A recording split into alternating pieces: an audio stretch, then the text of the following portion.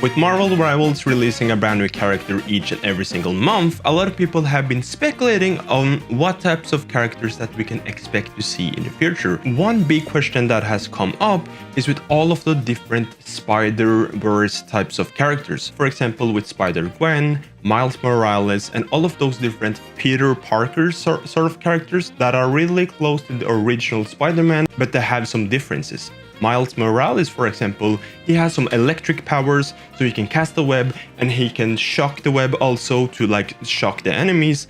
And Spider-Gwen, or a Ghost Spider, she has some different abilities as well, but they are so similar and so close to the original that it perhaps would be hard for a game to introduce them as original characters. And then people have been questioning, okay, could we just take Spider-Man, the character, the duelist, and just give him a brand new skin?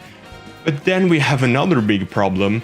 You can't really just take the regular Peter Parker's Spider-Man skin and just change it to Spider-Gwen. You will need to bring in a voice actor, you will need to bring in some stuff that makes it a bit different, unless they are able to make them different enough. For example, with Penny Parker or Venom, they are technically a part of the same Spider-Man, Spider-Verse sort of universe, but they are so different from the original character, so they fit into the game. If they are able to do some changes with those characters, that sounds awesome. But as of right now, with so many new heroes that need to join in the future, we might never see them. Maybe we will see them joining far in the future. You have different X-Men characters, for example, like Quicksilver. He's really fast, or Nightcrawler, he can teleport around, but to this day we are struggling with Black Panther, and if you're introducing a Quicksilver, for example, into the game, which is even faster than Black Panther, I don't really know how they can do that. With Nightcrawler teleporting around,